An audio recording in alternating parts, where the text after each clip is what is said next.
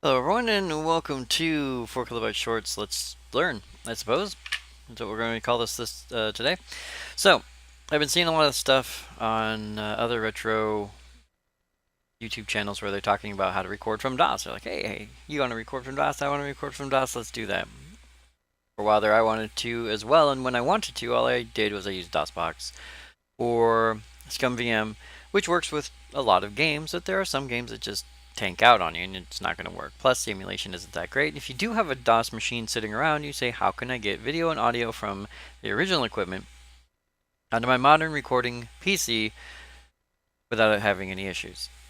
What everybody else is currently talking about are a couple of devices out there in the world that convert video signals into readable ones from DOS into something that a modern PC can read, because the two aren't compatible, and it's for a very simple reason.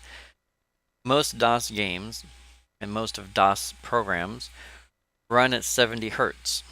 The monitor can of course see 70 hertz and say, hey, I see what that is, I'm going to convert to that and I will run it. And that's where you get LCDs that can still use it, and CRTs of course can use it because that's what they do. But if you plug that into a capture device, even if your converter, because VGA to maybe HDMI converter, can read that signal, it doesn't change it, and then when your capture device sees it, it says, I don't know what that is, I'm not going to show you anything. It gives you a no signal alarm, and you just sit there staring at a blank screen. Now, most of the solutions to that are an in-between hardware device. It's a capture device or a capture converter that will capture those low-level 70 hertz video, like 320 by 200 video signals that aren't even listed as supported by even the ones that can do it. And they can cost $200, $300, $400. Some of them were made in small batches. They're not viable anymore. And with the pickup of lots of retro gamers, it's getting harder to find them at cheaper prices. So what I have done is I've gone out into the world and I tried to find a cheap alternative, and I was able to do so in the form of something called VGA240.exe. And you can see it here. This is DOS, currently running on a DOS machine. I don't know if you can hear it. It's sitting on my left. It's very loud. It's a DOS machine.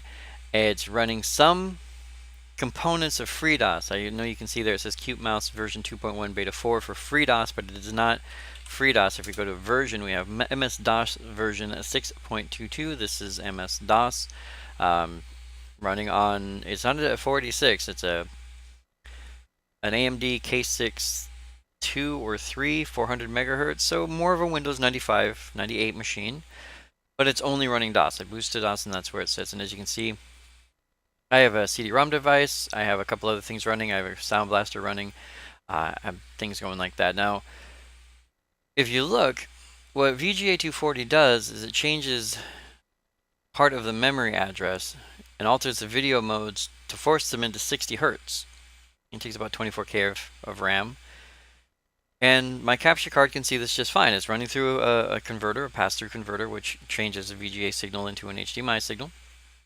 That HDMI signal is then going to my HD60 Pro, which is my preferred capture device. It's a PCI card. It's inside my system. It's not an external one. It's not USB driven, so the process is very quick when it comes to processing the video from one to the other. And this thing can run a lot of different things. So if we throw up something, say like Doom, and again, PC's on my left making all sorts of sounds like the hard drive's gonna die. We now have Doom. And we can run a little bit of Doom here with sounds and everything else. And it works. I'm gonna go ahead and quit out because I don't want to show you how terrible I am at that game. Now, there are some issues with the program itself, and it depends on how you run it. Now, the guy who made it is a very, very kind gentleman. He did everything he could to make it good, but sometimes when you clear screen, everything fries. This time it didn't. You'll get artifacting and errors and things like that, which I can demonstrate. Now, if we take a look at some other things. Now, depending on what game you play, some games will and won't work. I don't know whether it's my hardware or if it's because of the graphics adapter, but Lemmings Lemmings will not function properly. If it's running in a high NPC mode, which is basically SVGA graphics, it runs very slowly, very sluggish. If you switch to just a PC compatible, which just has basic VGA, it runs perfectly fine. Doesn't look as pretty, but it runs perfectly fine. So there are some variations right there. Some games such as Wolf 3D, we take a look at Wolf 3D real quick, can have their own problems, which include, we just go to a new game, super quick. Then we take a look. As we play through the game, everything will look fine. But from time to time, as we pick up items, there appears to be screen tearing. It looks like it's not. It's actually not doing it this time, which I find hilarious.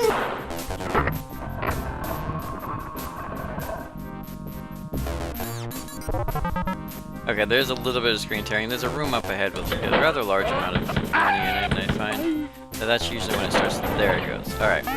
So as you can kind of see at the very bottom of the screen, there's a little bit of artifacting going on, and this is going on both in the recording as well as in my own screen, where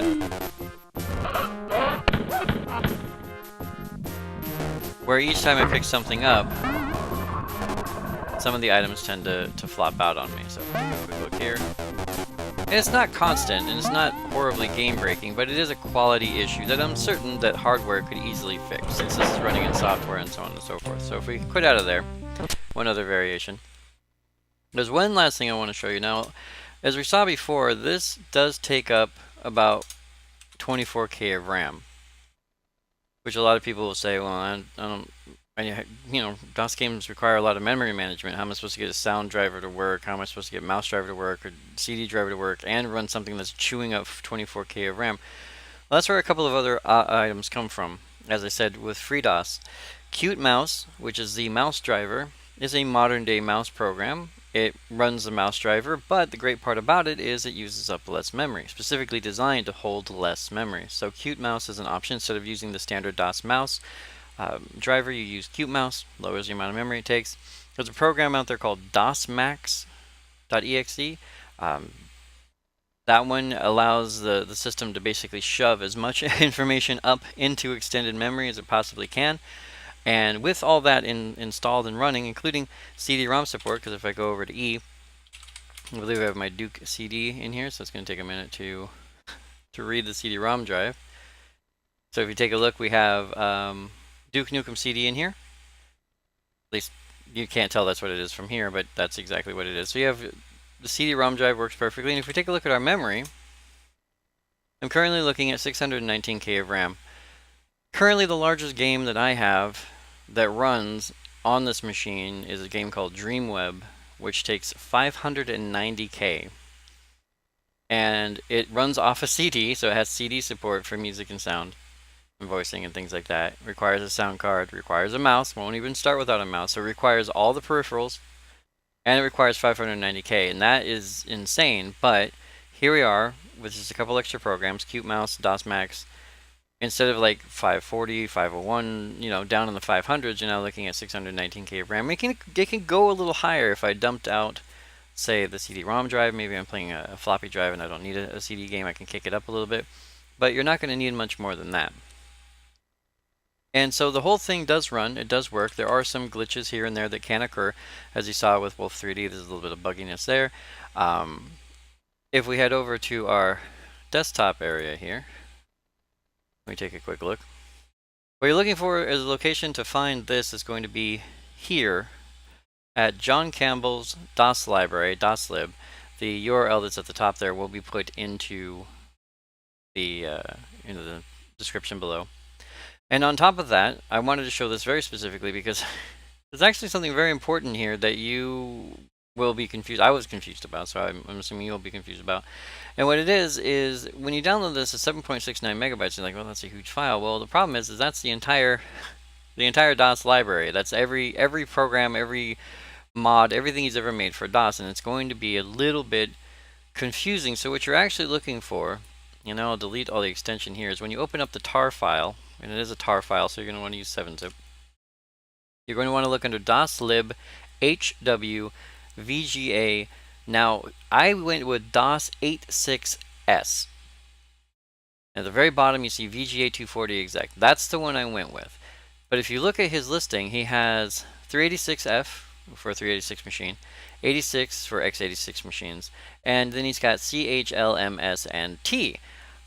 I do not know the differences between any of those listings. Each one has their own variation of all the files. Every one of them has a VGA 240 in it. So if you want to try a different one, like maybe T or M or L, that's perfectly fine for you, but I will tell you that DOS 86S VGA 240 EXE is the one that works for me. So it may or may not be the one that works for you. I wanted to point that out because finding this file inside this 7 meg file is kind of a pain in the tail. But yeah, that's a cheap, easy way to run DOS games, or to record DOS games on a modern system with a modern capture card, something as simple as an HD60 Pro, which is available over on Amazon. You will have to have a capture converter, or a converter that will convert from VGA to HDMI. Some converters will not convert properly, some will. The one I have does. Mine is called a GANA, that's G-A-N-A, Mini VGA to HDMI. It's a very cheap little white box. It's nothing spectacular. As a matter of fact, mine broke and I had to kind of solder a couple pieces back together. So your mileage may vary on the construction portion of it, but I will at least tell you that it does actually convert all VGA signals natively over to HDMI, but it doesn't change the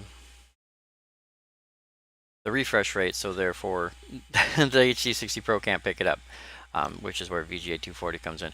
But that's something I really wanted to show everybody, because I know when people say, hey, I want to record these old DOS games on my DOS PC, and then everyone runs around telling them we'll buy this chunk of hardware, and that chunk of hardware is anywhere between $300, $400, upwards of $1,000 for some of the more professional convert everything to everything else systems. Having a cheap, i.e. free,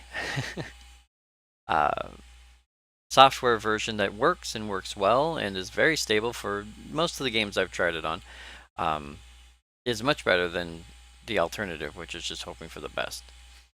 So there's our Let's Learn for today. There'll be links at the bottom of the video there for everything I've pointed out today, including Cute Mouse, DOS Max, the link to this DOS library. I'll even throw up a couple links to the HD60 as well as the GANA Mini, so you guys can at least see what you're looking for versus just hoping for the best. So, I want to thank you once again, and I'll see you guys next video.